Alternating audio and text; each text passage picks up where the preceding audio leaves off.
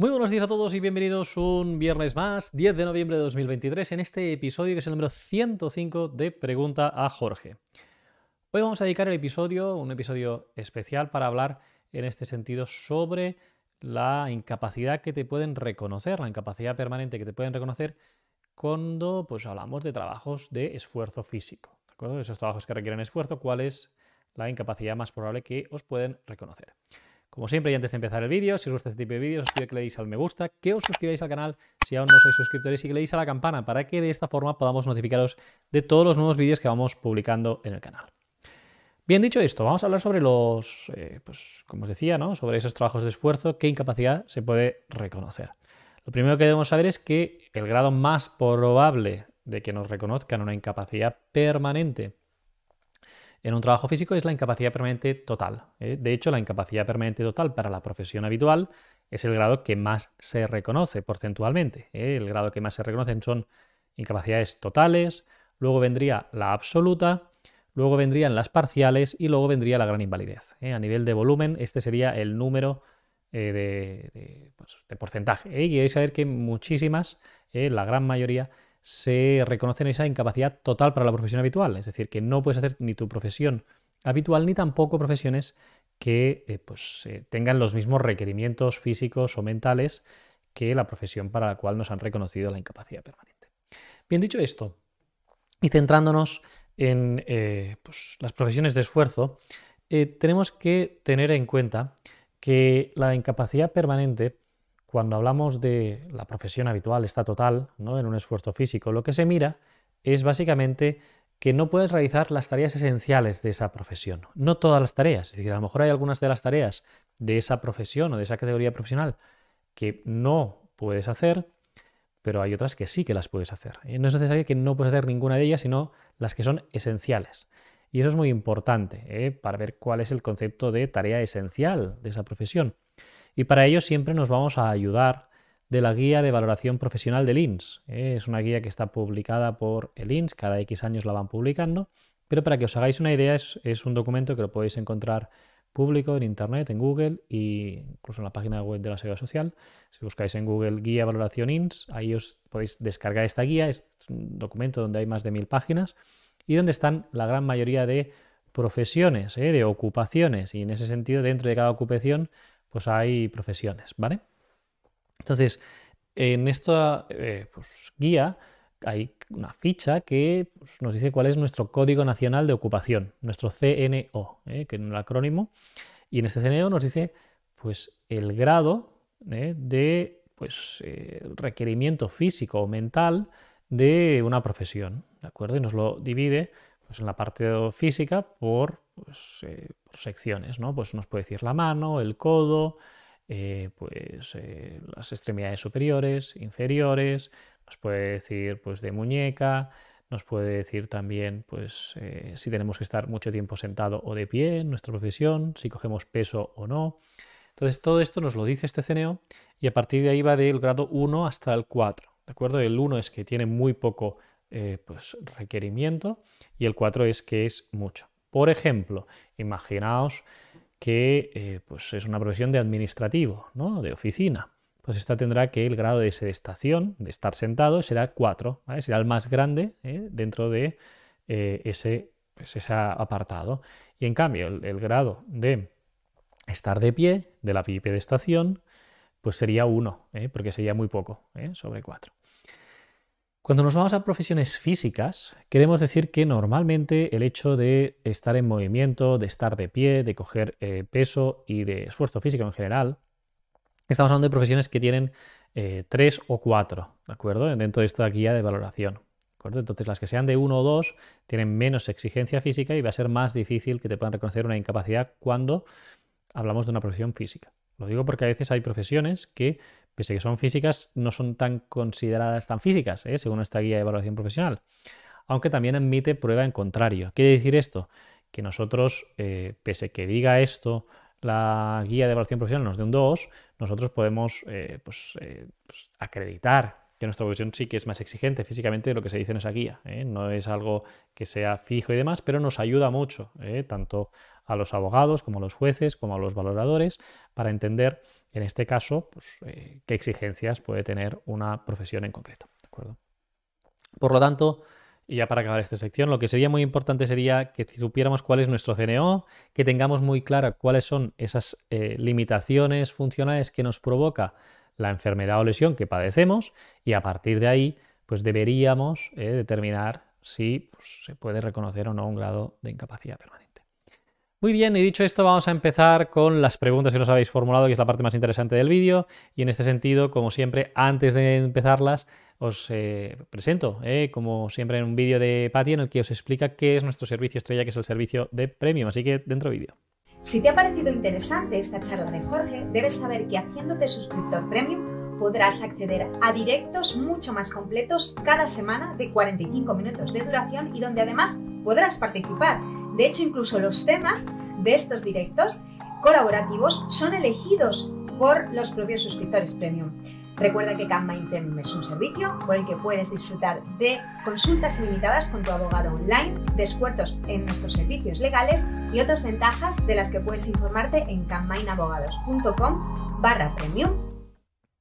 Muchísimas gracias, Patty, como siempre, por el vídeo que nos presentas. Y ahora vamos con las preguntas. Las primeras dos en vídeo. Si queréis hacer unos vídeos, como han hecho en este caso Marta y Esteban, podéis hacerlo. Lo tenéis en más detalles de este vídeo de YouTube. Tenéis un enlace y podéis grabaros también para hacer la pregunta o hacerlo en las redes, como vosotros queráis. Así que vamos ya con la primera pregunta de hoy en vídeo, que nos la hace Marta, dentro vídeo. Hola, Jorge. Mira, mi caso es que tengo enfermedad de Crohn desde los 8 años. Tengo osteoporosis a causa de la enfermedad de Crohn por los tratamientos de cortisona. Ahora mismo tengo 33 años, casi 34. Llevo 13 años cotizados y tengo una minusvalía de un 44%. Me gustaría saber si me pueden dar una incapacidad total o absoluta, ya que mi trabajo es muy físico. Son 15 kilómetros al día, subir, bajar escaleras, con peso, agacharse y demás. Entonces, saber simplemente si tengo alguna posibilidad. Muchas gracias. Bien, gracias por la pregunta. Pues en este caso tenemos en cuenta que es un trabajo que dices que es muy físico. Te podrían reconocer una incapacidad permanente total para tu profesión habitual por esa enfermedad de Crohn. Tendríamos que ver cuáles son las limitaciones funcionales, y por enfermedad de Crohn también, como las consecuencias que produce pueden dar una absoluta. Normalmente están vinculadas a la incontinencia fecal y a el hecho de la urgencia defecatoria, por ejemplo. Es decir, si usas pañales, si no, si hay posibilidades terapéuticas, pero si ya estás en secuelas, ahí lo que se mira es si tienes una profesión que no estás pues, próxima a un baño, pues te pueden dar una total, por ejemplo. O si tienes incontinencia fecal y un número de frecuencia muy alto durante el día, pues te pueden reconocer incluso una absoluta. Depende un poco de la situación, tendríamos que ver los informes del digestivo y a partir de ahí determinar un poco qué grado de incapacidad te podrían dar, pero en este caso podrían ser los dos. Gracias, Marta, por la pregunta. Vamos con otro vídeo, en este caso de Esteban, dentro vídeo. Hola, Jorge. Me llamo Esteban y tengo una invalidez permanente total por la profesión de conductor. Aparte, ahora estoy en paro, pero tengo juicios con la Seguridad Social por una artrosclerosis de la mano izquierda que se me ha quedado muy mal. Pero tengo ya 30, casi 32 años cotizado a la Seguridad Social. ¿Qué sería lo más recomendable para mí?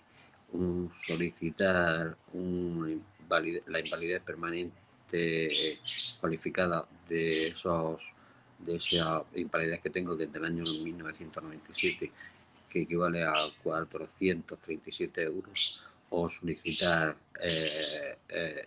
la ayuda de mayores de 52 años. Bien, gracias por la pregunta. Es muy interesante. Deberíamos saber ese juicio por qué es. Si es porque pues, fue por accidente de trabajo esa incapacidad que te reconocieron y la mutua está recurriendo. O cuál es el motivo de ese juicio, porque no me ha quedado claro en este sentido. El tema del paro. Solo podrías pedir la ayuda de mayores de 52 si tras el reconocimiento de la incapacidad permanente has cotizado 15 años.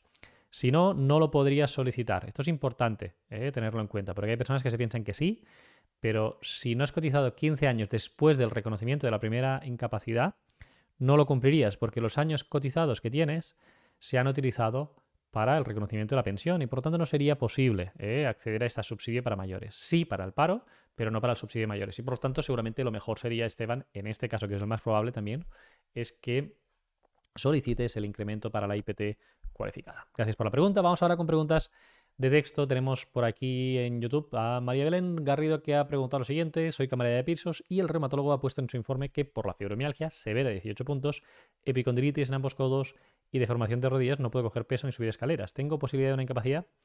Bien, gracias por la pregunta, Belén. Tendríamos que estudiarlo en concreto, pero a mí me parece que con ese grado que tienes, pues podrías optar a una incapacidad absoluta para todo tipo de trabajo, sobre todo por esa fibromialgia severa, aunque tendríamos que estudiarlo, y luego por las demás patologías que tienes, más pues osteoarticulares, ¿no? Por esa epicondilitis de codos y esa deformación de rodillas, etcétera, pues se podría ser en todo caso también una total para tu profesión habitual como camarera de pisos, porque tiene una exigencia física importante. Por lo tanto, la total también podría estar ahí, pero igual que le comentaba a Marta en la primera respuesta, pues en tu caso también podría ser una incapacidad absoluta, aunque se tendría que estudiar en concreto. Bien, vamos con más preguntas. Juan Martín Felipe dice: tengo una incapacidad permanente y en una resonancia me han sacado osteocondrosis. Trabajo en la construcción. Tengo revisión en 3 meses. ¿Me pueden quitar la incapacidad? También tengo radiculopatía y estrechamiento del canal. Bien, es difícil que te la quiten, la incapacidad permanente, con el grado que tienes reconocido, esa total. Y con esa radiculopatía, teniendo estrechamiento del canal, etcétera, yo creo que no vas a tener ningún problema en que pasar esa revisión y seguirás con esa incapacidad permanente total. Gracias por la pregunta, Juan Martín. Vamos con otra. Fernando Cosano dice: me han denegado la incapacidad. Tengo artrosis en ambos tobillos y he demandado al INS. No puedo hacer mi trabajo, soy camionero y reparto carga muy pesada. ¿Crees que me darán una total? Pues te la podrían dar. Lo que pasa es que te la han denegado. Tendríamos que ver ese informe de síntesis o el dictamen del ICAM si es en Cataluña, ver los informes que tienes o que tengas de traumatología y a partir de ahí determinar cuál es la limitación funcional que tienes. Si se puede hacer alguna cosa más, si hay algún tipo de intervención o si ya te han intervenido. Si puedes hacer una prueba biomecánica para ver qué movilidad tienes de esos tobillos. Es muy importante eso. Y sobre todo, pues, a partir de ahí terminar. Y podría llegar a ser una incapacidad total en tu caso si se cumplen todos estos requisitos. Vamos con más preguntas. Enrique Pinilla dice: soy conductor de autobús. Tengo epicondilitis y artrosis degenerativa de caderas. Voy cojo. Llevo 20 meses de baja esperando a ver qué pasa. Me han dicho que aguante todo lo que pueda sin operarme. ¿Qué opinas? Tengo 52 años. Bien, pues tendríamos que ver el caso en concreto. No sé qué es lo que te han hecho como tratamiento. El tema de la intervención, si te le han, en este caso, pues desaconsejado, pues te debería constar en unos informes y a partir de ahí también se puede valorar la posibilidad de una incapacidad permanente. Pero deberíamos ver qué tipo de intervención pues te están proponiendo. Si es una prótesis de cadera o es en el tema también por la epicondilitis. Tendríamos que acabar de verlo y a partir de ahí terminar si te pueden o no reconocer una incapacidad permanente. Gracias por la pregunta. Vamos con preguntas de Instagram. Adri Carcedo dice: estoy jubilado por accidente laboral judicialmente en el sector de la construcción por fijación de la columna lumbar.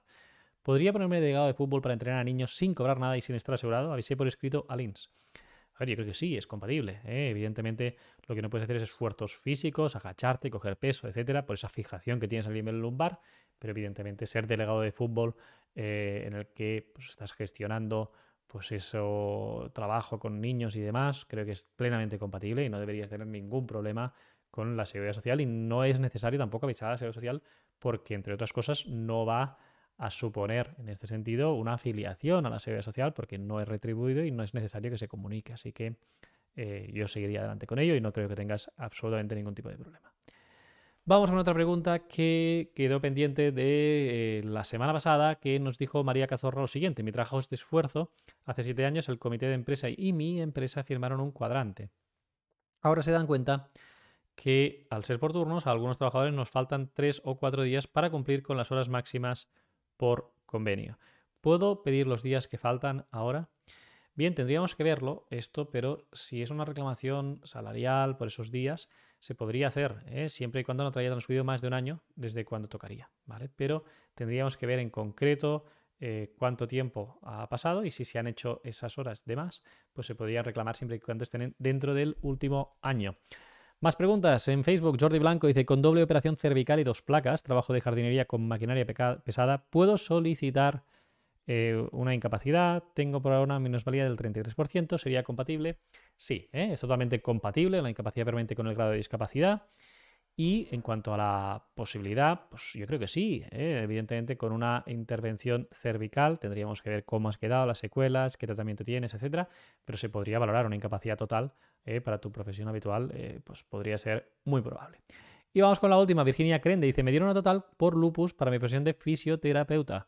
Tengo revisión en junio del 24 y tardaré de ir a por la absoluta. ¿Puede ser contraproducente que en este momento esté trabajando de otra cosa?